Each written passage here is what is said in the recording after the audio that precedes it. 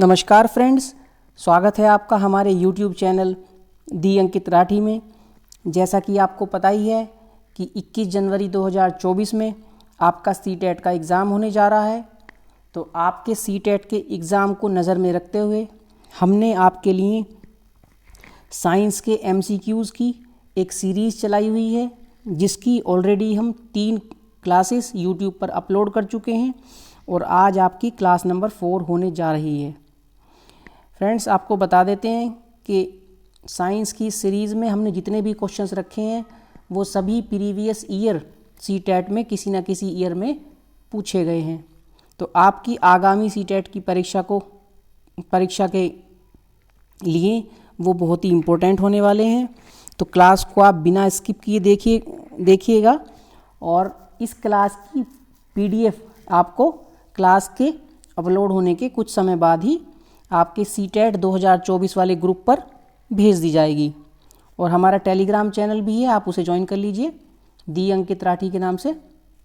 वहाँ भी आपको PDF सेंड कर दी जाएगी। फ्रेंड्स, आज की जो क्लास है दोनों लैंग्वेजेस में है, इंग्लिश में भी और हिंदी में भी। तो जो इंग्लिश वाले बच्चे हैं CBSE बोर्ड वाले, वो भी इस क्लास को ईजीली कर लेंगे, उनके लिए भी ये बेनिफिशियल रहेगी।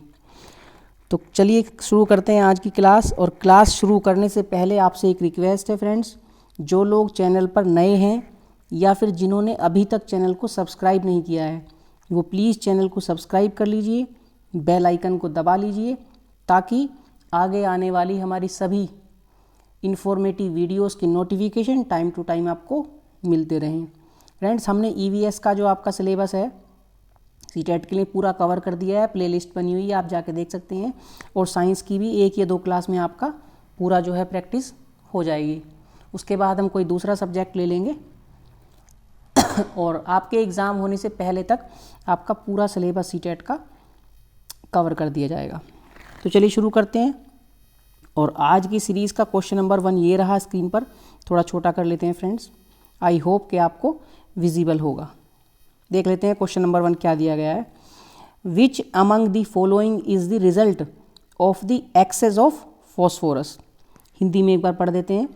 निम्नलिखित में से कौन फास्फोरस की अधिकता का परिणाम है? बताइए क्या हो जाएगा आपका राइट आंसर। 4 ऑप्शन आपको दिए गए हैं।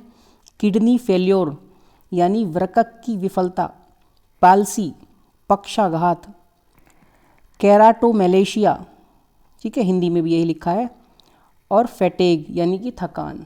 बताइए क्या होगा इसका राइट आंसर। अपना राइट आंसर कमेंट करते रहिए फ्रेंड्स, फटाफट कमेंट करते रहिए क्या हो जाएगा इसका राइट आंसर। जो हमारी जो बॉडी में फास्फोरस होती है, फास्फोरस की अधिकता हो जाएगी तो क्या हो जाता है, क्या होने के चांस रहते हैं बताइए।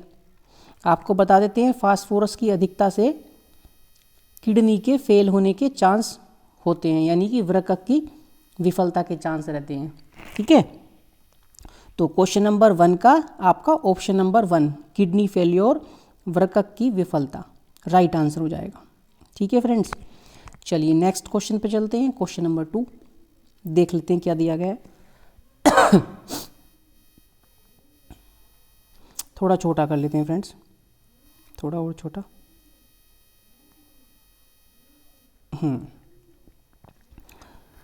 Ocean thermal energy is produced due to. समुद्री ताप ऊर्जा का उत्पादन निम्नलिखित में से किस कारण से होता है? आपके ऑप्शन दिए गए हैं। Pressure difference at different levels in the ocean, समुद्र की विभिन्न सतहों में दाबांतर के कारण। ओके, सेकंड ऑप्शन आपका दिया गया है temperature difference at different levels in the ocean, समुद्र की विभिन्न सतहों में तापांतर के कारण। ठीक है, ऑप्शन नंबर 3 आपका दिया गया है energy stored in waves of the ocean, समुद्र की तरंगों में भंडारित ऊर्जा के कारण। या फिर ऑप्शन नंबर 4 आपका दिया गया है tides rising out of the ocean, समुद्र में ज्वार भाटा के उठने के कारण। बताइए फ्रेंड्स क्या हो जाएगा आपका राइट आंसर। अपना राइट आंसर कमेंट कीजिए फटाफट, राइट आंसर फटाफट कमेंट करते रहिए फ्रेंड्स, क्या होगा इसका राइट आंसर। जो समुद्री ताप ऊर्जा का उत्पादन होता है उसका क्या रीज़न होता है, आपको बता देते हैं फ्रेंड्स, जो समुद्र का जो जल होता है ऊपर की ओर जो होता है वो होता है थोड़ा सा गर्म, ठीक है, ऊपर वाली लेयर होगी थोड़ी सी गर्म होगी, और जो नीचे की लेयर होती है वो कैसी होती है, वो होती है ठंडी। तो बीच में क्या हो जाता है उसके, ये हो जाता है डिफरेंस किसका, टेम्परेचर का, ताप का, यानी कि कहें तो तापांतर के कारण समुद्री ताप ऊर्जा का उत्पादन होता है। तो कौन सा ऑप्शन हो जाएगा आपका ठीक, option number 2, temperature difference at different levels in the ocean. बताया ना आपको, ऊपर वाली परत थोड़ी गर्म होगी, नीचे वाली ठंडी होगी। समुद्र की विभिन्न सतहों में तापांतर के कारण समुद्री ताप ऊर्जा का उत्पादन होता है, थर्मल एनर्जी प्रोड्यूस्ड होती है। क्लियर है? चलिए नेक्स्ट क्वेश्चन पे चलते हैं, क्वेश्चन नंबर 3 आज का। देख लेते हैं क्या दिया गया है। ओके, क्वेश्चन नंबर 3 आपका दिया गया है, with the increase of pressure the boiling point of any substance, दाब बढ़ाए जाने पर किसी पदार्थ के क्वथनांक पर कैसा प्रभाव होता है। इंक्रीजेस बढ़ जाता है, डिक्रीजेस घट जाता है, रिमेन्स सेम समान रहता है, बिकम्स जीरो शून्य हो जाता है, या नन ऑफ दी अबव इनमें से उपर्युक्त में से कोई नहीं। बताइए क्या होगा इसका राइट आंसर। आपको पता है फ्रेंड्स, जब प्रेशर कुकर में हम खाना पकाते हैं तो क्या करते हैं, प्रेशर कुकर में दाब बढ़ाया जाता है, ठीक है, ठीक है, प्रेशर को बढ़ाया जाता है। तो प्रेशर के बढ़ाने से खाना क्या होता है, जल्दी पक जाता है। ऐसा क्यों होता है बताइए, क्वथनांक पर क्या फ़र्क पड़ता है उसके बॉइलिंग पॉइंट पर। बॉइलिंग पॉइंट क्या हो जाएगा ऐसा करने से, बॉइलिंग पॉइंट बढ़ जाता है, ठीक है फ्रेंड्स, क्या होगा, बॉइलिंग पॉइंट बढ़ जाएगा, यानी कि it increases, boiling point increase हो जाएगा। तो क्वेश्चन नंबर 3 का ऑप्शन नंबर 1 बिल्कुल राइट आंसर हो जाएगा। इसीलिए प्रेशर कुकर में खाना जल्दी पक जाता है, दाब बढ़ाने से उसका बॉइलिंग पॉइंट बढ़ जाता है। आई होप कि आपको क्लियर हो गया होगा। क्वेश्चन नंबर 4 देख लेते हैं क्या दिया गया है। हाँ, which of the following is used in the brewing of beer, निम्नलिखित में से कौन सा बियर के फर्मेंटेशन में प्रयुक्त होता है। जो बियर बनाई जाती है उसका फर्मेंटेशन जो करते हैं उसमें कौन सी किसका यूज़ करते हैं। ऑप्शन आपके दिए गए हैं, पेनिसिलियम हिंदी में इंग्लिश में सेम है, यीस्ट सेम है हिंदी इंग्लिश में, क्लब फंजाई, ठीक है, हिंदी इंग्लिश में सेम है, मशरूम ये भी सेम ऑप्शन है हिंदी इंग्लिश में, नन ऑफ दी अबव उपर्युक्त में से कोई नहीं, या फिर उपर्युक्त में से एक से अधिक। बताइए फ्रेंड्स क्या हो जाएगा इसका राइट आंसर। जो बियर का फर्मेंटेशन होता है उसमें किसका यूज़ होता है, क्या प्रयुक्त होता है उसमें। बहुत ही ईजी क्वेश्चन है, आपने बियर का प्रोसेस पढ़ रखा होगा, केमिस्ट्री में आपका चैप्टर है उसमें सब कुछ ये बताया गया है। बताइए फ्रेंड्स क्या हो जाएगा, कमेंट कीजिए फटाफट अपना राइट आंसर। क्या हो जाएगा, बियर के फर्मेंटेशन में क्या यूज़ होता है, इसमें होता है यीस्ट, ठीक है, यीस्ट का यूज़ होता है। तो क्वेश्चन नंबर 4 का ऑप्शन नंबर 2 बिल्कुल राइट आंसर हो जाएगा। फ्रेंड्स सारे ही क्वेश्चन बहुत इंपॉर्टेंट हैं आपकी आने वाली परीक्षा की दृष्टि से, ये सभी के सभी प्रीवियस ईयर सीटेट में किसी न किसी वर्ष पूछे गए हैं, इसी दृष्टि से बहुत ही इंपॉर्टेंट होने वाले हैं। इनको ध्यान से बिल्कुल अच्छी तरह से समझ लीजिएगा, आपकी बहुत हेल्प करेंगे ये क्वेश्चन। चलिए नेक्स्ट क्वेश्चन पे चलते हैं, क्वेश्चन नंबर 5 आज का। थोड़ा सा बड़ा कर लेते हैं फ्रेंड्स, थोड़ा सा और बड़ा, ठीक है। क्वेश्चन नंबर 5 दिया गया है आपका, among the following which of the following elements has the lowest melting point, निम्नलिखित में से किस तत्व का गलनांक न्यूनतम है। 4 ऑप्शन आपको दिए गए हैं, ब्रोमीन, जिंक, लेड और कैल्शियम। बताइए क्या होगा इसका राइट आंसर। अपना राइट आंसर फटाफट कमेंट कीजिए फ्रेंड्स, थोड़ा सा बड़ा कर लेते हैं और चलिए ठीक है, काफ़ी दिख रहा है। बताइए इसमें से कौन सी ऐसा ऑप्शन है जिसका गलनांक सबसे कम होता है, न्यूनतम होता है अकॉर्डिंग टू ऑप्शन। बताइए आप सबको पता है कौन सा हो जाएगा इसका राइट आंसर, ऑप्शन नंबर 1 यानी कि ब्रोमीन। ठीक है, क्वेश्चन नंबर 5 का ऑप्शन नंबर 1 बिल्कुल राइट आंसर हो जाएगा। क्लियर है फ्रेंड्स, ब्रोमीन का गलनांक सबसे न्यूनतम होता है इनमें। चलिए नेक्स्ट क्वेश्चन पे चलते हैं, क्वेश्चन नंबर 6। क्वेश्चन नंबर 6 आपका दिया गया है, atomic number of which of the following elements is greater than that of magnesium. Periodic table से क्वेश्चन है आपका ये। इसके लिए आपको याद होना चाहिए इनके एटॉमिक नंबर कितने होते हैं। निम्न में से किस तत्व का परमाणु संख्या मैग्नीशियम से अधिक है। फ्रेंड्स सबसे पहले तो आपको मैग्नीशियम का ही पता होना चाहिए। एटॉमिक नंबर मैग्नीशियम का कितना होता है, मैग्नीशियम का होता है 12। क्वेश्चन में पूछा है कि मैग्नीशियम से ज़्यादा किसका होना चाहिए, किसका मैग्नीशियम से ज़्यादा है। नियोन का कितना होता है बताइए, नियोन का होता है 10। ठीक है, फ्लोरीन का कितना होता है 9। तो ये तो आपका आंसर नहीं होगा, ना नियोन होगा ना ही फ्लोरीन होगा। सोडियम का कितना होता है, सोडियम का होता है एटॉमिक नंबर 11 यानी कि परमाणु संख्या। ठीक है, और एल्यूमिनियम की कितनी होती है 13। अब देखिए क्वेश्चन, मैग्नीशियम से ज़्यादा पूछा है किसका होगा, एल्यूमिनियम का हो जाएगा, 13 है ना, जो कि मैग्नीशियम के 12 से ज़्यादा है। तो क्वेश्चन नंबर 6 का ऑप्शन नंबर 4 बिल्कुल राइट आंसर हो जाएगा। ठीक है फ्रेंड्स, क्लियर है। चलिए नेक्स्ट क्वेश्चन पे चलते हैं, क्वेश्चन नंबर 7 आज का। देख लेते हैं क्या दिया गया है। क्वेश्चन नंबर 7 दिया गया है आपका, atom bomb is based on the principle of. परमाणु बम के सिद्धांत पर आधारित है। किसके सिद्धांत पर आधारित है, किसके प्रिंसिपल पर आधारित है। ऑप्शन दिए गए हैं आपके, कंट्रोल्ड न्यूक्लियर फ्यूजन यानी कि नियंत्रित परमाणु संलयन, अनकंट्रोल्ड न्यूक्लियर फ्यूजन अनियंत्रित परमाणु संलयन, या फिर controlled nuclear fusion, uncontrolled nuclear fusion अनियंत्रित परमाणु विखंडन। फ्रेंड्स जो एटम बम होता है वो विखंडन की प्रक्रिया पर बेस्ड होता है, तो संलयन वाले दोनों ऑप्शन यानी फ्यूजन वाले दोनों ऑप्शन तो काट देंगे। अब इसमें देखना है कंट्रोल्ड होता है कि अनकंट्रोल्ड होता है, बताइए। जो आपका नाभिकीय रिएक्टर होता है, न्यूक्लियर रिएक्टर, उसमें कौन सी विधि चलती है आपकी, नियंत्रित परमाणु विखंडन। ठीक है, लेकिन जो एटम बम होता है वो किस सिद्धांत पर कार्य करता है, वो करता है आपका अनियंत्रित परमाणु विखंडन पर यानी कि अनकंट्रोल्ड न्यूक्लियर फ्यूजन पर। तो क्वेश्चन नंबर 7 का ऑप्शन नंबर 4 बिल्कुल राइट आंसर हो जाएगा। ठीक है फ्रेंड्स, और आपको बता देते हैं फर्स्ट परमाणु बम, पहला परमाणु बम किसने बनाया था, ओपनहीमर ने, ओपनहीमर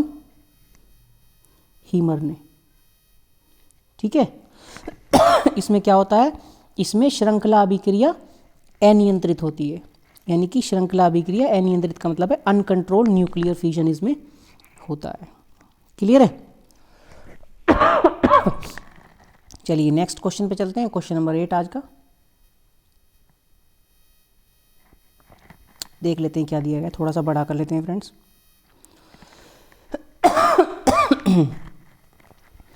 लिशमैनिया के कारण क्या होता है बताइए। लिशमैनिया कॉजेज स्लीपिंग सिकनेस, निद्रा रोग होता है, एक्ने यानी कि मुहासे होते हैं, सार्स होता है, या फिर काला अजर होता है, बताइए। क्या होता है लिशमैनिया के कारण। बहुत ही इजी क्वेश्चन है, प्रीवियस ईयर में पूछा गया है। क्या होता है लिशमैनिया के कारण, काला अजर यानी कि ऑप्शन नंबर 4 आपका बिल्कुल राइट आंसर हो जाएगा। ठीक है, क्वेश्चन नंबर 8 का ऑप्शन नंबर 4 बिल्कुल करेक्ट हो जाएगा। चलिए नेक्स्ट क्वेश्चन पे चलते हैं, question number 9। Which of the following characteristic is not found in vertebrates. निम्न लक्षणों में से कौन सा लक्षण धमनियों में नहीं है, बताइए। प्रेजेंस ऑफ नोटोचॉर्ड, पृष्ठरज्जु की उपस्थिति, हैविंग पेयर्ड गिल पाउच, युग्मित गिल पाउच होना, हैविंग वेंट्रल नर्व चॉर्ड, उदर तंत्रिका तार होना, हैविंग कोइलम, कोइलम होने पर बताइए क्या हो जाएगा? क्या हो जाएगा इसका राइट आंसर क्वेश्चन नंबर 9 का? फटाफट कमेंट कीजिए। धमनियों का कौन सा लक्षण नहीं है? बताइए फटाफट क्या हो जाएगा इसका आंसर? इसका आंसर हो जाएगा फ्रेंड्स उदर तंत्रिका तार होना। ये धमनियों का लक्षण नहीं है, यानी कि हैविंग वेंट्रल नर्व चोर्ड। ठीक है, ये धमनियों का लक्षण नहीं है, यानी कि ऑप्शन नंबर 3 क्वेश्चन नंबर 9 का बिल्कुल राइट आंसर हो जाएगा। ठीक है, चलिए आगे देख लेते हैं क्वेश्चन नंबर 10 आज का।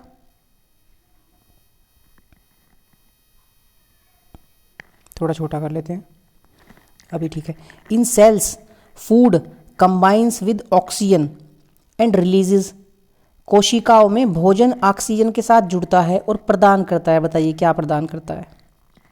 बताइए। एनर्जी यानी कि ऊर्जा प्रदान करता है, वाटर प्रदान करता है यानी कि जल, CO2 कार्बन डाइऑक्साइड प्रदान करता है, या फिर सभी? बताइए क्या हो जाएगा इसका राइट आंसर? अपना राइट आंसर फटाफट कमेंट करते रहिए फ्रेंड्स। तब तक आप बता देते हैं आपको, जो कोशिकाएं होती हैं उसमें जब भोजन ऑक्सीजन के साथ जुड़ता है तो क्या देता है? ऊर्जा देता है। ठीक है, किसके रूप में? ATP के रूप में, एडिनोसिन ट्राइफॉस्फेट के रूप में ऊर्जा देता है। ठीक है, जल भी देता है, ऊर्जा भी देता है, जल भी देता है, और CO2 भी देता है, कार्बन डाइऑक्साइड देता है, जिसे हम क्या करते हैं? जिसे हम अपने शरीर से बाहर निकाल देते हैं। ठीक है, हमारी हर कोशिका CO2 बनाती है, जिसे हम फेफड़ों के थ्रू श्वास के माध्यम से बाहर निकाल देते हैं। तो क्या हो जाएगा इसका right answer? All of these, यानी कि ये सभी हमें मिलती हैं। क्वेश्चन नंबर 10 का ऑप्शन नंबर 4 बिल्कुल राइट आंसर हो जाएगा। क्लियर है फ्रेंड्स? चलिए नेक्स्ट क्वेश्चन पे चलते हैं, क्वेश्चन नंबर 11। फ्रेंड्स सेशन यदि पसंद आ रहा हो, क्लास पसंद आ रही हो आपको, तो प्लीज़ क्लास को लाइक कर दीजिए और सेशन को अपने दोस्तों के साथ शेयर कर दीजिए। और अभी भी किसी ने चैनल सब्सक्राइब नहीं किया है तो प्लीज़ चैनल को सब्सक्राइब कर दीजिए। चलिए देखते हैं क्वेश्चन नंबर 11। क्वेश्चन नंबर 11 में आपका दिया गया है, 2 thick layers of white fur are present as an adaptive feature in सफ़ेद फर की 2 मोटी परतों एक अनुकूली विशेषता के रूप में किसमें मौजूद है? बताइए। ध्रुवीय बालू, पोलर बियर, आर्कटिक हेयर यानी कि आर्कटिक खरगोश, पेंगुइन, या फिर फिश मछली में? बताइए। आपको बता देते हैं कि जो पहाड़ी एरिया होता है जहाँ बर्फ़ ही बर्फ़ होती है, ठंडा एरिया होता है, वहाँ ध्रुवीय बालू पाए जाते हैं और उनकी स्किन के ऊपर बाल की यानी हेयर्स की बहुत मोटी परत होती है।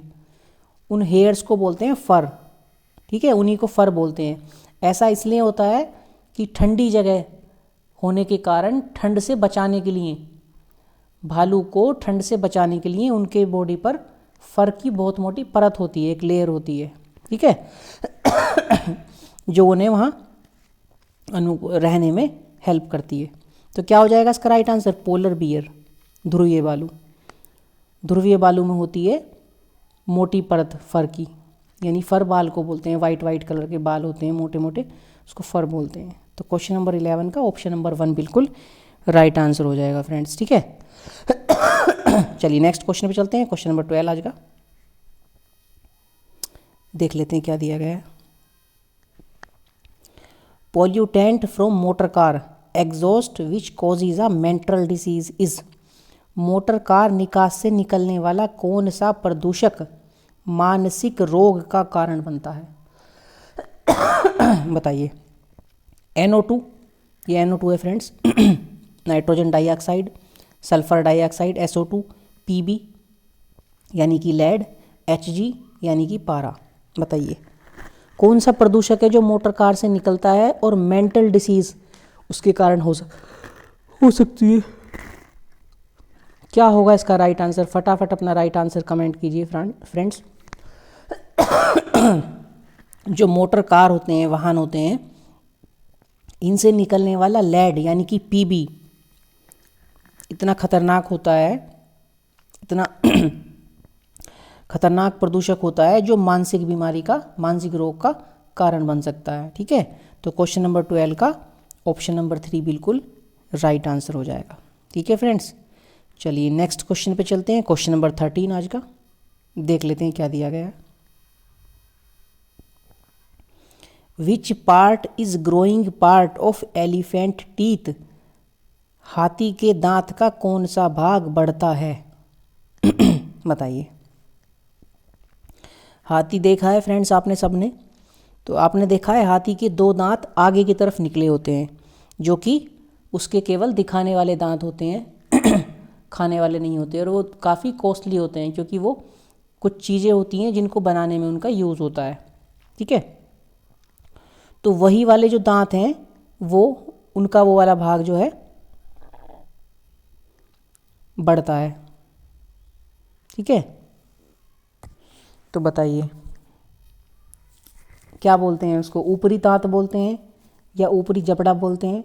निचला जबड़ा बोलते हैं, निचला दांत होता है, कौन सा होता है वो? जबड़ा तो वो होता नहीं है। ठीक है, ये वाले ऑप्शन तो काट देंगे, ऑप्शन नंबर 2 और 3। क्या होता है? वो होता है दांत, कौन सा? ऊपर वाला, ऊपरी दांत उसे बोलते हैं। तो क्वेश्चन नंबर 13 का ऑप्शन नंबर 1 बिल्कुल राइट आंसर हो जाएगा। ठीक है, ऊपरी दांत उसके बढ़ते हैं। चलिए नेक्स्ट क्वेश्चन पे चलते हैं। क्वेश्चन नंबर 14 देख लेते हैं क्या दिया गया है। थोड़ा छोटा कर लेते हैं फ्रेंड्स, थोड़ा सा और छोटा।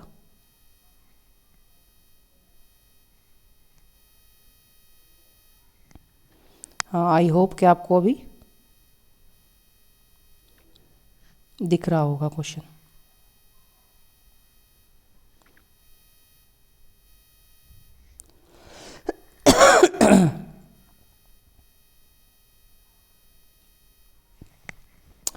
The blue color of the water in the sea is due to, जो पानी का रंग होता है नीला समुद्र में, पानी के नीले रंग का कारण क्या है? समुद्र में जो पानी होता है उसका नीला रंग क्यों दिखता है हमें? ऑप्शन आपके दिए गए हैं। Reflection of the blue light by the impurities in sea water, समुद्र के पानी में अशुद्धियों से नीली रोशनी का प्रतिबिंब बनना। बताइए ये हो जाएगा इसका क्या ऑप्शन? सेकंड ऑप्शन देख लेते हैं। Reflection of the blue sky by sea water and scattering of blue light by water molecules, समुद्र के पानी से नीले आकाश का प्रतिबिंब और पानी के अणुओं द्वारा नीले रंग की रोशनी का फैलना। थर्ड ऑप्शन आपका दिया गया है absorption of other colours bye water molecules, पानी के अणुओं द्वारा अन्य रंगों का अवशोषण। ठीक है, और option number 4 none of the above, उपरोक्त में से कोई नहीं।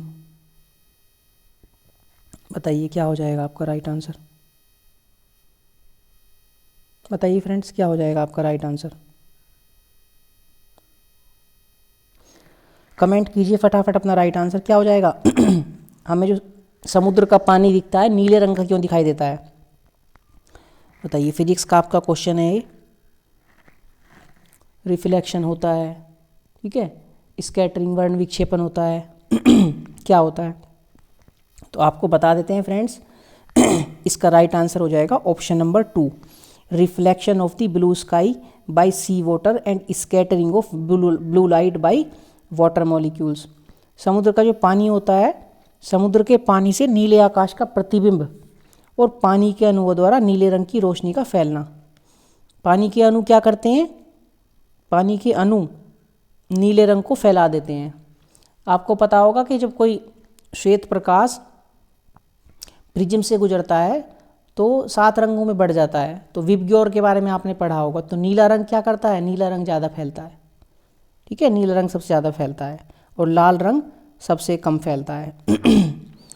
तो नीले रंग को फैला देते हैं और इसलिए हमें समुद्र का जो पानी है नीले रंग का दिखाई देता है। क्लियर है फ्रेंड्स? तो क्वेश्चन नंबर 14 का ऑप्शन नंबर 2 बिल्कुल राइट आंसर हो जाएगा। चलिए नेक्स्ट क्वेश्चन पे चलते हैं। Question number 15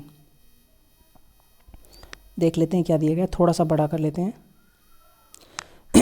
blood group of an individual is controlled by, एक व्यक्ति का रक्त समूह किसके द्वारा नियंत्रित होता है?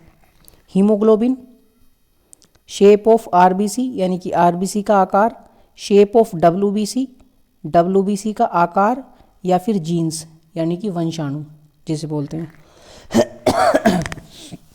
जो ब्लड ग्रुप होता है किसी भी व्यक्ति का, किसके द्वारा नियंत्रित होता है? वो किसके ऊपर डिपेंड होता है? बताइए किससे चलता है वो? 4 ऑप्शन दिए गए हैं आपको, अपना राइट आंसर कमेंट कीजिए फटाफट, पता है तो आपको। तब तक हम बता देते हैं आपको, जो किसी व्यक्ति का रक्त समूह यानी कि ब्लड ग्रुप होता है वो जीन्स यानी कि वंशाणु के द्वारा नियंत्रित होता है। जीन्स के अकॉर्डिंग ही ब्लड ग्रुप रहता है। ठीक है फ्रेंड्स, तो क्वेश्चन नंबर 15 का ऑप्शन नंबर 4 बिल्कुल राइट आंसर हो जाएगा। क्लियर है? चलिए नेक्स्ट क्वेश्चन पे चलते हैं, क्वेश्चन नंबर 16 देख लेते हैं क्या दिया गया है क्वेश्चन नंबर 16 में। Jenner introduced the method of making people immune to, Jenner ने लोगों को किस रोग से प्रतिरक्षा करने की विधि प्रस्तुत की? पूछ रहा है कि जो एडवर्ड जेनर थे, पूरा नाम है एडवर्ड जेनर, ठीक है, एडवर्ड जेनर ने किसकी खोज की थी? बताइए। रेबीज के छोटे चेचक के टीके की खोज की थी, रेबीज के टीके की खोज की थी, या फिर हैजा के लिए कुछ टीका, या फिर पोलियो के लिए? बताइए किसकी खोज की थी? किससे रक्षा प्रस्तुत करने की जो है उन्होंने वो बताई थी, विधि प्रस्तुत की थी एडवर्ड जेनर ने? तो बहुत इजी क्वेश्चन है, अलग अलग परीक्षाओं में पूछा जाता है, सबको पता होगा। तो एडवर्ड जेनर ने चेचक के टीके की खोज की थी यानी कि स्मॉल पॉक्स। ठीक है, तो क्वेश्चन नंबर 16 का ऑप्शन नंबर 1 बिल्कुल राइट आंसर हो जाएगा। एडवर्ड जेनर ने छोटे चेचक यानी कि स्मॉल पॉक्स की खोज की थी, के टीके की खोज की थी। ठीक है, चलिए नेक्स्ट क्वेश्चन पे चलते हैं, क्वेश्चन नंबर 17 आज का देख लेते हैं क्या दिया गया है। Chromatic aberration in a lens is caused by, एक लेंस में वर्णीय विपथन के कारण होता है। रिफ्लेक्शन यानी कि परावर्तन, इंटरफेरेंस यानी कि व्यतिकरण, डिफ्रैक्शन यानी कि विवर्तन, और डिस्पर्सन यानी कि विक्षेपण। बताइए क्या होगा इसका राइट आंसर?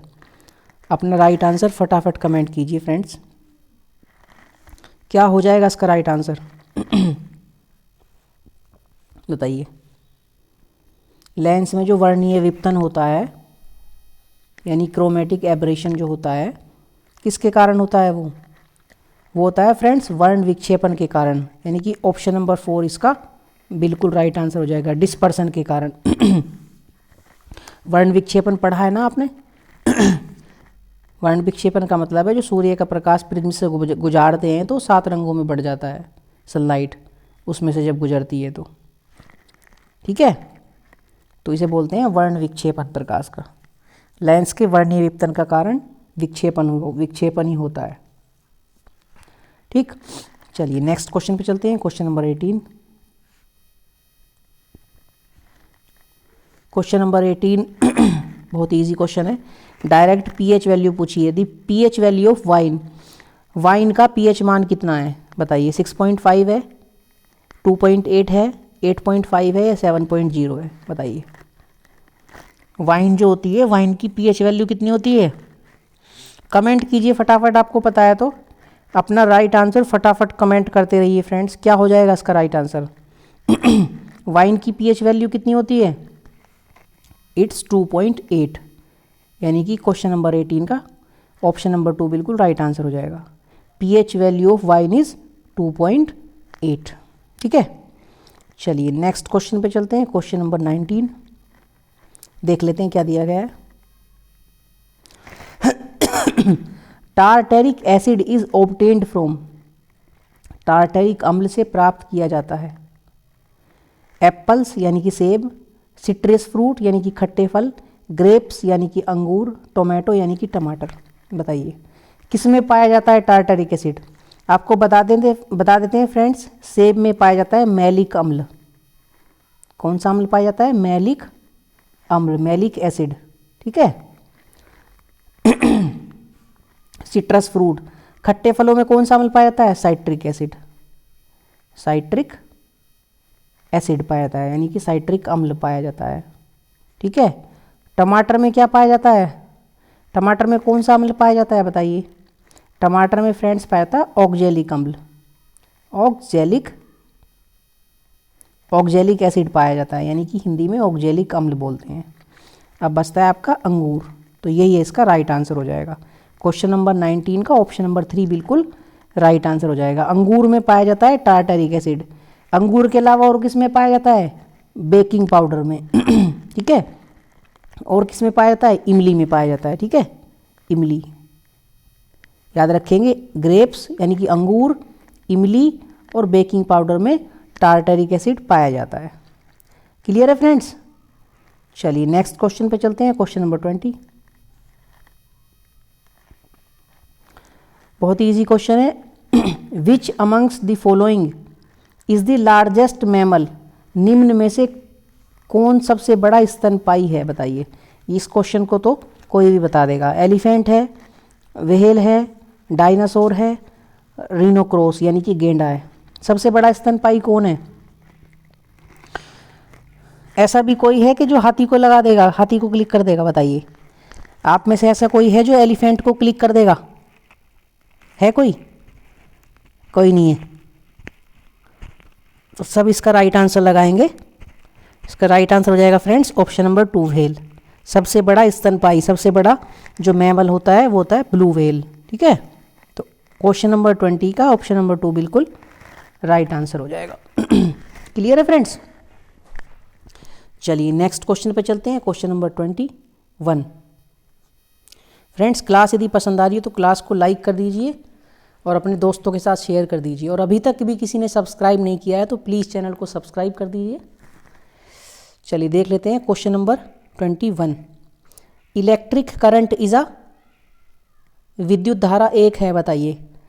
स्केलर क्वांटिटी है यानी कि अदिश मात्रा है, वेक्टर क्वांटिटी है, सदिश मात्रा है, sometime scalar and sometime vector, कभी अदिश कभी सदिश मात्रा है, नन ऑफ दीज, इनमें से कोई नहीं। बताइए क्या होगा इसका राइट आंसर। कितना इजी क्वेश्चन है। अपना राइट आंसर कमेंट कीजिए फ्रेंड्स, क्या हो जाएगा इसका राइट आंसर। जो इलेक्ट्रिक करंट है, विद्युत धारा है, वो कैसी राशि है? वेक्टर क्वांटिटी है, स्केलर है, दोनों हैं, ये कोई भी नहीं है? बताइए, कमेंट कीजिए फटाफट, फटाफट कमेंट कीजिए फ्रेंड्स, क्या हो जाएगा इसका राइट आंसर। इलेक्ट्रिक करंट क्या है? एक अदिश मात्रा है, यानी कि ऑप्शन नंबर 1, क्वेश्चन नंबर 21 का ऑप्शन नंबर 1 बिल्कुल राइट आंसर हो जाएगा। विद्युत धारा एक अदिश मात्रा है। और कौन कौन सी अदिश मात्रा? ऊर्जा, ठीक है, एनर्जी, समय, ऊर्जा, ठीक है, समय, और कौन सा? आयतन, और क्या है? ताप, चाल, ठीक है, कार्य, ताप, ये तो लिखा ही है, दाब, ठीक है, दाब होता है, इसके अलावा और काफ़ी सारी हैं, पढ़ लेंगे आप डीप में, आपको पता चल जाएगा सब कुछ। चलिए नेक्स्ट क्वेश्चन पे चलते हैं। क्वेश्चन नंबर 22 आज का देख लेते हैं क्या दिया गया है। Which one of the following does not contain silver? बताइए किस में सिल्वर नहीं होती? निम्नलिखित में से किस में चांदी नहीं होती? Horn silver, Ruby silver, lunar caustic यानी कि चंद्र कास्टिक, या फिर जर्मन सिल्वर। बताइए, 4 ऑप्शन आपको दिए गए हैं, अपना राइट आंसर कमेंट कीजिए फ्रेंड्स फटाफट। कितना इजी क्वेश्चन है, आपने जो एलॉय पढ़े होंगे, ठीक है, उसमें पढ़ा होगा ये। क्या हो जाएगा इसका राइट आंसर बताइए फटाफट। कौन सा ऐसा ऑप्शन है जिसमें चांदी नहीं है? नाम में भले ही चांदी हो, लेकिन चांदी नहीं है। फ्रेंड्स आपको बता देते हैं कि जो जर्मन सिल्वर होता है, यानी कि ऑप्शन नंबर 4, वो एक क्या है? वो एक एलॉय है, ALLOY, एलॉय, ठीक है। एलॉय का क्या मतलब होता है? एलॉय का मतलब होता है मिश्र धातु, ठीक है, मिश्र धातु है, जो कि किस किस से बनी है? कॉपर, जिंक और निकल से। कॉपर यानी कि Cu, उसके बाद जिंक, और किससे? निकल से। निकल से बनी है, ठीक है। कॉपर कितना होता है इसमें? 60%, और जिंक और निकल दोनों 20% होते हैं, 20%, ठीक है। तो क्या हो जाएगा इसका राइट आंसर? क्वेश्चन नंबर 22 का राइट आंसर हो जाएगा ऑप्शन नंबर 4, ठीक है। ये क्या है? German silver. एक जर्मन सिल्वर के अंदर चांदी नहीं होती, ये एक एलॉय है, मिश्र धातु है, जिसके अंदर कॉपर, जिंक और निकल होते हैं। क्लियर है? चलिए नेक्स्ट क्वेश्चन पे चलते हैं, क्वेश्चन नंबर 23।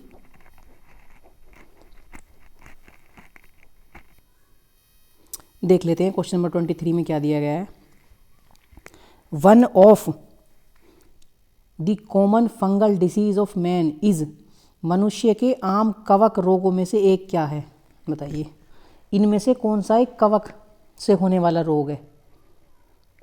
फंगल से, फंगल डिसीज कौन सी है बताइए? प्लेग है, दाद है, हैजा है, या फिर टाइफाइड है? टाइफाइड है, बताइए। दाद मतलब रिंगवॉर्म और हैजा को बोलते हैं कोलेरा। बताइए कौन सी बीमारी फंगल है, फंगल डिसीज है? बताइए फटाफट। 4 ऑप्शन दिए गए हैं, राइट आंसर कमेंट कीजिए। बताइए फ्रेंड्स फटाफट, 5 सेकंड का आपको समय दिया जाता है। कौन सी इसमें फंगल डिसीज है? फटाफट बताइए। सबसे पहले नंबर पे लिखा है प्लेग। प्लेग किससे होता है? बताइए प्लेग किससे होता है? ये होता है बैक्टीरिया से, यानी कि जीवाणु से, ठीक। जीवाणु से होता है ना प्लेग, बताइए। जीवाणु से होता है प्लेग, ठीक है। कौन सा जीवाणु है, कौन सा बैक्टीरिया होता है? यर्सीनिया पेस्टिस, ठीक है। सेकंड नंबर पे दाद आ जाता है। दाद किससे होता है आपका? ये होता है आपका, दाद होता है फफूंद से, यानी फंगल डिसीज है। ये इसका राइट आंसर हो जाएगा। क्वेश्चन नंबर 23 का ऑप्शन नंबर 2 बिल्कुल राइट आंसर हो जाएगा। हैजा किससे होता है?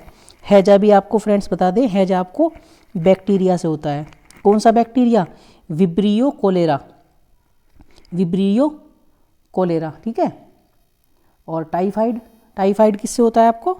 टाइफाइड भी आपको बैक्टीरिया से होता है। ये भी, ये दोनों के दोनों आपको बैक्टीरिया से होते हैं, ठीक। टाइफाइड किस बैक्टीरिया से होता है? ये होता है आपका सोलमेनेला, ठीक है। सोलमेनेला बैक्टीरिया से होता है, ठीक है। और हैजा किससे होता है? हैजा भी आपका बैक्टीरिया से होता है, जिसका नाम बताया था हमने विब्रियो कोलेरी, ठीक है। चलिए, तो राइट आंसर हो जाएगा क्वेश्चन नंबर 23 का ऑप्शन नंबर 2, रिंग वर्म यानी कि दाद। चलिए नेक्स्ट क्वेश्चन पे चलते हैं, क्वेश्चन नंबर 24 आज का। थोड़ा सा छोटा कर लेते हैं इसको। Voice of a child is more shrill than that of any elderly person because, छोटे बच्चे की स्वर वयस्क व्यक्ति से अधिक तेज होती है, ऐसा क्यों होता है? The pitch of the child's voice is higher than that of the person, छोटे बच्चे का स्वरमान वयस्क व्यक्ति से अधिक होता है। द पिच इज लोवेस्ट, स्वरमान कम होता है। The child is more energetic, छोटे बच्चे अधिक क्रियाशील होते हैं। ऐसा होता है, क्रियाशील होते हैं ज़्यादा। नन ऑफ द अबव, या उपरोक्त में से कोई भी नहीं। बताइए क्या हो जाएगा इसका राइट आंसर? अपना राइट आंसर फटाफट कमेंट करते रहिए फ्रेंड्स। क्या होगा, क्या होगा इसका राइट आंसर? बताइए। जब छोटा बच्चा रोता है या चिल्लाता है तो उसकी जो वॉइस होती है एक वयस्क व्यक्ति से तेज होती है, ठीक है। क्यों, ऐसा क्यों होता है? क्योंकि जो उसका पिच होता है, उसकी जो आवाज़ का पिच होता है वो होता है ज़्यादा, ठीक है। और हाईएस्ट पिच जब होता है तो जो ध्वनि क्या करती है, दूर तक ट्रैवल करती है, ठीक है, दूर तक जाती है। क्लियर है? छोटे बच्चे की जो वॉइस का तारत्व होता है, तारत्व बोलते हैं हिंदी में, इंग्लिश में पिच, वो क्या होता है, ज़्यादा होता है। और उसके ज़्यादा होने से जो उसकी जो वॉइस होती है दूर तक ट्रैवल करती है, दूर तक जाती है, ठीक है। तो कौन सा इसका राइट आंसर हो जाएगा? Option number 1, the pitch of the child's voice is higher than that of person. छोटे बच्चे का स्वर मान वयस्क व्यक्ति से अधिक होता है। ऑप्शन नंबर 1 इसका बिल्कुल राइट आंसर हो जाएगा। क्लियर है? चलिए नेक्स्ट क्वेश्चन पे चलते हैं। क्वेश्चन नंबर 25 आज का देख लेते हैं क्या दिया गया है। Okay, the green colour of the leaf is due to. पत्तियों का रंग हरा किसके कारण होता है? इस तरह का क्वेश्चन फ्रेंड्स हमने कल भी लिया था, शायद कल या परसों की क्लास में भी था। प्रेजेंस ऑफ क्लोरोप्लास्ट, ठीक है, क्लोरोप्लास्ट की मौजूदगी। प्रेजेंस ऑफ क्रोमियम, क्रोमियम की मौजूदगी। प्रेजेंस ऑफ निकोप्लास्ट, निकोप्लास्ट की मौजूदगी। या फिर प्रेजेंस ऑफ एक्सेस ऑक्सीजन, अतिरिक्त ऑक्सीजन की मौजूदगी। जो पत्तियों का हरा रंग होता है किसके कारण होता है? बताइए क्या हो जाएगा इसका राइट आंसर। अपना राइट आंसर फटाफट कमेंट करिए फ्रेंड्स। किसके कारण हरा रंग होता है पत्तियों का? ये होता है हरित लवक के कारण। हरित लवक, हरित लवक के कारण, ठीक है, यानी कि क्लोरोप्लास्ट की मौजूदगी के कारण। क्लोरोप्लास्ट क्या होता है? क्लोरोप्लास्ट की उपस्थिति में ही जो हरे पेड़ पौधे हैं सूर्य से उसका प्रकाश लेते हैं और उसको किस में चेंज कर देते हैं? उसको केमिकल एनर्जी, रासायनिक ऊर्जा में चेंज करके पौधे के लिए भोजन का निर्माण करते हैं, ठीक है। तो क्लोरोप्लास्ट की वजह से पत्तियों का रंग हरा होता है। तो क्वेश्चन नंबर 25 का ऑप्शन नंबर 1 बिल्कुल राइट आंसर हो जाएगा। क्लियर है? चलिए नेक्स्ट क्वेश्चन पे चलते हैं। क्वेश्चन नंबर 26 आज का देख लेते हैं क्या दिया गया है। क्वेश्चन नंबर 26 थोड़ा सा बड़ा कर लेते हैं।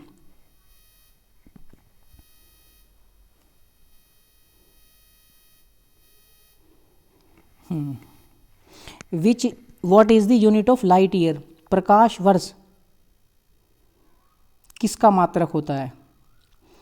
दूरी का यानी कि डिस्टेंस का, स्पीड यानी कि गति का, एनर्जी यानी कि ऊर्जा का, लिक्विड यानी कि द्रव का। बताइए क्या होगा इसका राइट आंसर। अपना राइट आंसर फटाफट कमेंट कीजिए फ्रेंड्स। क्या हो जाएगा इसका राइट आंसर? बताइए प्रकाश वर्ष किसकी यूनिट होती है? तो आपको बता दें फ्रेंड्स, प्रकाश वर्ष यूनिट होती है दूरी की, यानी कि डिस्टेंस की। तो ऑप्शन नंबर 1 क्वेश्चन नंबर 26 का बिल्कुल राइट आंसर हो जाएगा। और आपको बता देते हैं ये जो बड़ी दूरी होती है उनको नापने के लिए इसका यूज़ किया जाता है। एक प्रकाश वर्ष यानी कि 1 लाइट ईयर, एक प्रकाश वर्ष किसके बराबर होता है? ये होता है 9.461 गुना 10 की पावर 15 मीटर के बराबर होता है।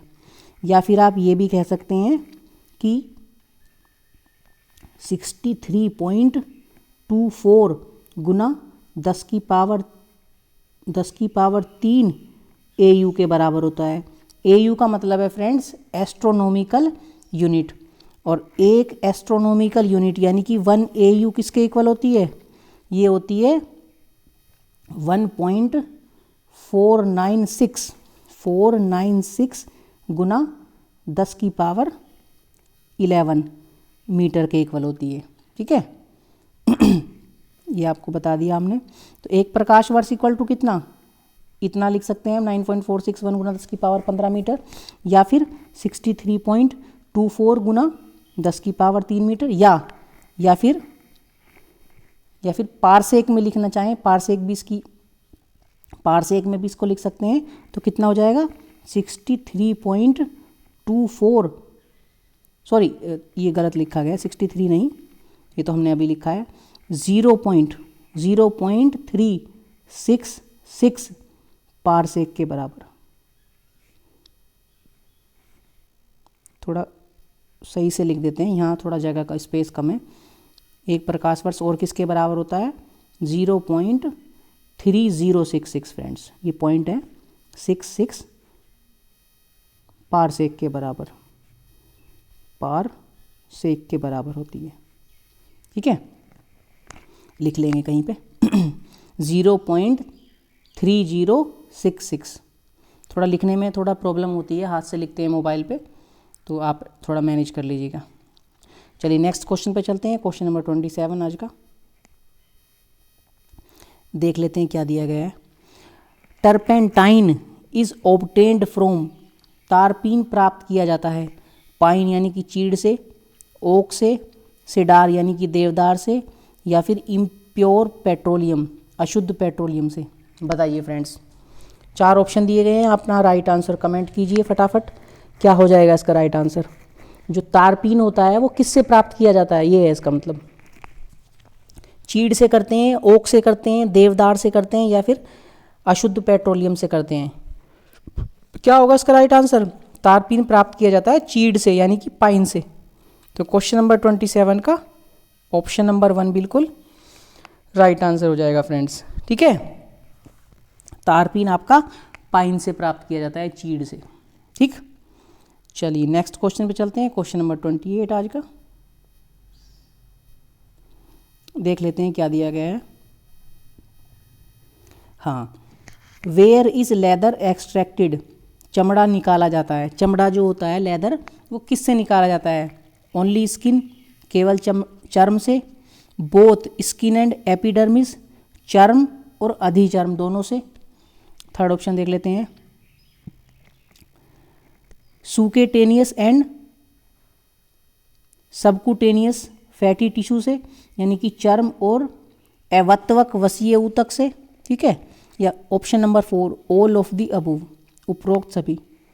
बताइए, चमड़ा होता है लेदर हम यूज़ करते हैं, जिसका वॉलेट, बेल्ट, बैग वगैरह ये सब बनते हैं, वो स्किन के किस पार्ट से बनता है? सभी से बनता है या किसी एक से बनता है? बताइए, कमेंट कीजिए अपना राइट आंसर फटाफट। क्या हो जाएगा इसका राइट आंसर?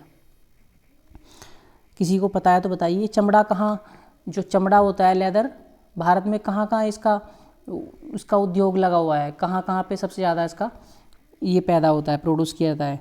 एक तो कानपुर में, ठीक है, एक तो कानपुर में उत्तर प्रदेश के, और दूसरा यूपी के कानपुर में, दूसरा यूपी के आगरा में सबसे ज़्यादा जो लेदर का चमड़े को प्रोड्यूस्ड किया जाता है। ठीक है, तो बता दें इसका राइट आंसर हो जाएगा ऑप्शन नंबर 1। लेदर निकाला जाता है केवल चमड़े से, ओनली स्किन से केवल निकाला जाता है, सिर्फ चर्म से। क्वेश्चन नंबर 28 का ऑप्शन नंबर 1 बिल्कुल राइट आंसर हो जाएगा फ्रेंड्स। ठीक है, चलिए नेक्स्ट क्वेश्चन देख लेते हैं। क्वेश्चन नंबर 29, और ये आज की क्लास का सेकंड लास्ट क्वेश्चन है। Menopause generally occurs at the following age, रजोनिवृत्ति साधारणतः निम्न आयु में होती है। मेनोपोज समझते हैं, महिलाओं को अच्छी तरह से पता होता है, पुरुष को भी पता होगा। ये कब होता है, किस एज में? 30 to 35 years, 35 to 40 years, 40 to 45 और 45 to 50 ईयर्स। बताइए क्या हो जाएगा इसका राइट आंसर? किस एज में मेनोपोज होते हैं? मेनोपोज को हिंदी में बोलते हैं फ्रेंड्स रजोनिवृत्ति, या फिर मासिक धर्म आप बोल सकते हैं। महिलाओं में जो पीरियड्स होते हैं वो एक टाइम ऐसा होता है वो बंद हो जाते हैं होने। ठीक है, तो कौन सी एज होती है? वो होती है फ्रेंड्स 45 से, यानी 45 से 52 ईयर्स की एज में मेनोपोज होते हैं, यानी कि रजोनिवृत्ति पीरियड्स होने बंद हो जाते हैं। ठीक है, तो कौन सा ऑप्शन इसका राइट हो जाएगा? ऑप्शन नंबर 4 45 से 50 दिया हुआ, ये इसके नियर अराउंड है। तो क्वेश्चन नंबर 29 का ऑप्शन नंबर 4 बिल्कुल राइट आंसर हो जाएगा। क्लियर है फ्रेंड्स? आई होप कि आपको समझ में आ गया होगा। चलिए नेक्स्ट क्वेश्चन देख लेते हैं, क्वेश्चन नंबर 30, और ये आज की सीरीज़ का, आज की क्लास का लास्ट क्वेश्चन होगा। ठीक है, थोड़ा छोटा कर लेते हैं फ्रेंड्स, आई होप कि आपको दिख रहा होगा अभी। हु आर बैक्टीरियोफेजिस, जीवाणु भोजी कौन होते हैं? बताइए क्या हो जाएगा इसका right answer? A type of soil bacteria, एक प्रकार के मिट्टी के जीवाणु होते हैं। ठीक है, वायरसेस दैट इन्फेक्ट बैक्टीरिया, जीवाणु को संक्रमित करने वाले विषाणु। ठीक है, option number 3 parasitic virus that infects human, मनुष्यों को संक्रमित करने वाला परजीवी विषाणु। या फिर option number 4 viruses that grow in phases, प्रावस्थाओं में वृद्धि करने वाले विषाणु। बताइए, जो जीवाणु भोजी होते हैं, बैक्टीरियोफेजिस होते हैं, कौन होते हैं? आपको बता देते हैं फ्रेंड्स, ये होते हैं विषाणु। तो जीवाणु वाला ऑप्शन यानी कि ऑप्शन नंबर 1 तो आपका कट जाएगा। इसमें जीवाणु बोला यानी कि बैक्टीरिया नहीं होते, ये होते हैं विषाणु। अब 3 ऑप्शन में आपके विषाणु दिया गया, कौन सा इसका राइट हो जाएगा? जीवाणु भोजी कौन होते हैं? ये होते हैं फ्रेंड्स जो जीवाणुओं को संक्रमित करते हैं। जीवाणुओं को संक्रमित करने वाले विषाणु यानी कि वायरसेस दैट इन्फेक्ट बैक्टीरिया, जो बैक्टीरिया को इन्फेक्ट कर देते हैं। ठीक है, तो क्वेश्चन नंबर 30 का ऑप्शन नंबर 2 बिल्कुल राइट आंसर हो जाएगा। तो फ्रेंड्स ये था आज का सेशन, और उम्मीद करते हैं आपको सेशन पसंद आया होगा। और सेशन पसंद आया है तो प्लीज़ सेशन को लाइक कर दीजिए, सेशन को अपने दोस्तों में भी शेयर कर दीजिए, ताकि इसका बेनिफिट आपके दोस्तों को भी मिल सके। इस सेशन में हमने प्रीवियस ईयर क्वेश्चन जो सीटेट में पूछे गए हैं वही रखे हैं, और ये आपकी आगामी सीटेट की परीक्षा की दृष्टि से बहुत ही महत्वपूर्ण होने वाले हैं। ठीक है, और आप में से अभी तक जिन दोस्तों ने चैनल को सब्सक्राइब नहीं किया है वो प्लीज़ चैनल को सब्सक्राइब कर दीजिए और बेल आइकन को दबा दीजिए। तो मिलते हैं फिर कल एक नई क्लास में। ठीक है, तब तक के लिए थैंक्स। और हमारे चैनल का नाम है दी अंकित राठी, सब्सक्राइब कर लीजिए किसी ने नहीं किया है अभी तक। इंस्टाग्राम पे आप हमें फॉलो कर सकते हैं अंकित राठी के नाम से। यूट्यूब और इंस्टाग्राम पर सेम डीपी लगी है ताकि आपको सर्च करने में कोई भी प्रॉब्लम ना हो। हमारा टेलीग्राम चैनल है दी_अंकित_राठी, आप टेलीग्राम पे भी हमारे साथ जुड़ सकते हैं। वैसे तो हम इस वीडियो का PDF सीटेट 2024 का हमने व्हाट्सएप ग्रुप बना रखा है, उसमें तुरंत ही आपको सेंड कर देंगे। लेकिन जो हमारे साथ व्हाट्सएप ग्रुप में नहीं जुड़े हैं उनको PDF टेलीग्राम पे सेंड कर दी जाएगी, तो आप टेलीग्राम भी ज्वाइन कर लीजिए। ठीक है फ्रेंड्स, तो चलिए मिलते हैं कल एक नए सेशन में। तब तक के लिए आप लोग अपना ध्यान रखिए। ठीक है, मस्त रहिए, स्वस्थ रहिए, अपना ध्यान रखिए।